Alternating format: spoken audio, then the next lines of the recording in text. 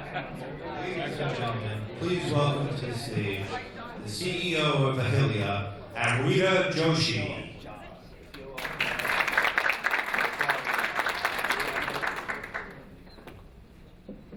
Hi everyone, welcome.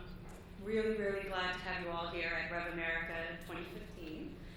Thank you so much for being here in this wonderful city. We really lucked out getting this venue and the city, so thanks. We have a great agenda for you guys over the next couple days, as well as our off-site visit, which there's still room for. You guys can sign up at the registration desk, which will be on Thursday. We'll be visiting 4 delivery centers, sponsored by IBM, and you guys will get to see actually in action a lot of the companies that have recently come to the New Orleans and Louisiana area. So first, I want to thank LED, Louisiana Economic Development, for their tremendous support the past few months and for being our platinum sponsor. I especially want to thank Josh Flegg. Let's see where he is. There he is, right there. He was instrumental in bringing RevAmerica to Louisiana and has just been a great help the last 6 months. So thank you very much. So we're very excited to have the event here. A little bit more on Louisiana. Not just because it's such a great city, but also because Louisiana has done a tremendous job over the past 2 to 3 years bringing in IT and BPO service providers and just technology industry in general. They've been very aggressive, and you guys will see they'll be talking about some of the companies that have come in, but you will see that many of the service providers are all looking at Louisiana. So it's very timely. It's perfect timing to have this event here. Our goal at RevAmerica, when we do have these events, is to actually showcase different areas of the United States that are good for U.S. delivery. And so we hope to kind of hop around and be able to showcase many regions. And I think if you do go on these visits, if you haven't signed up yet, it is really eye-opening when you can go see what people are doing and the creative things that they're doing in locations you might not have thought of setting up in. And you really learn a tremendous amount by going and hearing. You're not just going to be touring cities like real estate, you're actually going to be hearing their stories. So it should be very helpful, and if you'd like to sign up, please do so. So before we go to our research keynote, I want to just give a brief overview of where we kind of are in the industry in onshoring, and as well as talk a little bit about RevAmerica, because I know people are wondering, what exactly is RevAmerica? And it's definitely morphing, and we'll talk a little bit about that and how you can help. So onshoring continues to rise. You can see there's some quotes out here from from a couple of the research organizations that are covering onshoring. And really the point I want to just bring out on this slide, which we're talking about, is that in the past 5 years, the establishment of domestic services,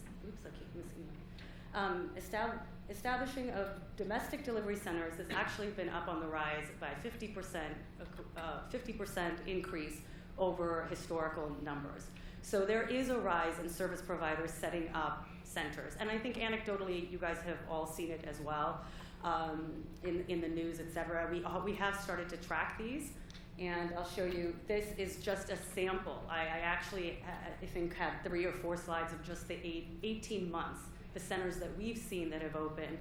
And this, again, is like just a small sampling of the types of things that are being set up by service providers in the last 18 months since we held this conference.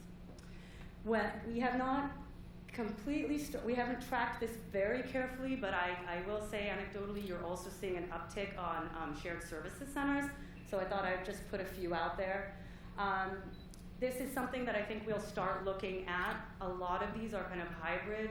For example, I know that Prudential just set up a center in El Paso, Texas, with their provider. So it's a shared service, and not exactly sure the exact model, but they actually did it with a provider. So there's going to start to be, you'll start to see, I think, some of these hybrid models, and some of you service providers should think about that, as we have been getting a lot of questions. I've actually gotten more calls this year on, hey, are you going to also be covering shared services, or I'm interested in setting up my own center. And so it's another thing for a lot of these service providers to think about that model. So a little bit about the US, just the global market to put it in perspective. So this is the US share of the global market is about 36%. If I had shown this multiple years, you would see that this number is actually going down over time. That the IT market is pretty mature, but it's actually growing more outside of the U.S. I think than in the U.S. And I think that we will have Everest be speaking a little bit about that. So it's going to grow, according to Everest Research, 2 to 3%, and to reach $521 billion by 2017. But it is a growing market. You'll see that BPO is a smaller size, but it actually is projected to have higher growth, 10 to 11% worldwide, to reach $107 billion by 2019. So just a little bit of context in terms of your businesses. And this is just talking about the demand side. When I actually gave these numbers 18 months ago, we actually had no data on how much is being delivered out of the US.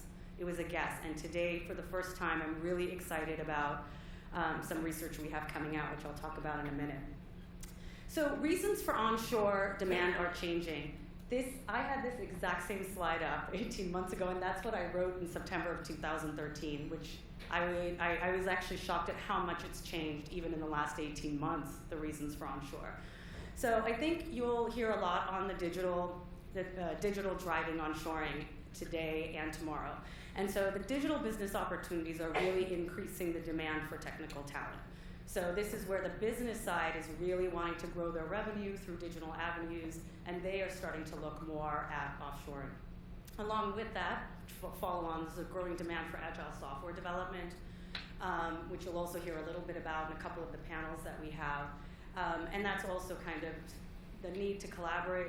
For those of you who know the agile methodologies, it's high collaboration, small teams, et cetera, really fits itself nicely for onshoring as well.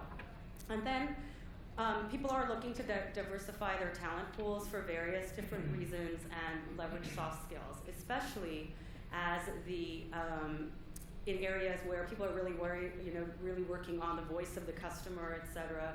You will start to see, and I think you guys probably have seen just even from your own experience of call centers and calling these up there seems to be a lot more U.S. Customer service representatives than there were 5 years ago, I would probably say. Or maybe I'm just on their good list. I'm on the strategic list, so now I'm getting the onshore talent.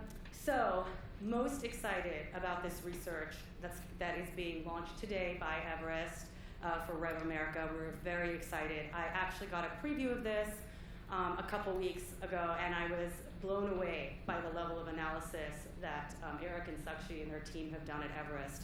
This will be the first ever market where first ever report that is actually going to detail the size of the market, and not just the size of the U.S. delivery or outsourcing market, but it has analysis on providers, locations, and the exact functions. There's a lot of great findings in here that were surprising to me.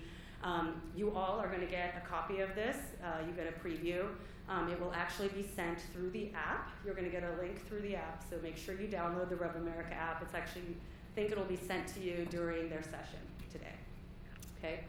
So a lot of good information that their team will be going through. Very excited to have, I just take a note, to have Everest on as a research partner. Part of the issue we have in this industry is we don't have a lot of research and quantitative data to help you guys sell and to help buyers actually understand what the advantages are of onshoring and what the market looks like and who the providers are. There's very little research.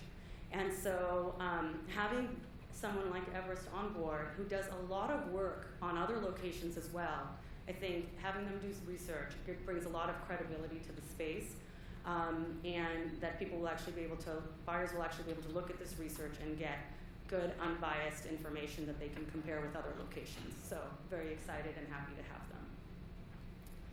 So I'll go on now a little bit on what is RevAmerica. The vision, I say it in a vision because it's still forming. Our vision is to have a professional organization to help and promote awareness, information, and growth of American delivery of IT and BPO services. So what we'd like to do is have kind of shared industry knowledge in one spot so it's easy for people to find the information they need.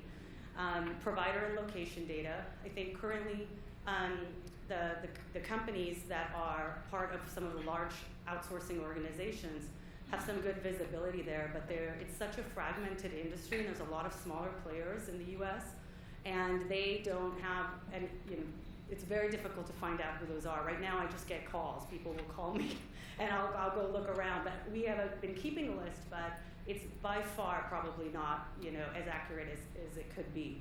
So we'd like to have a provider and location data in one spot, research, as I already spoke about, and then events, et cetera, to promote.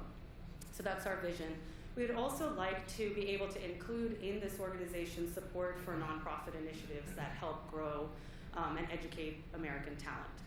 So working with some of the STEM partners.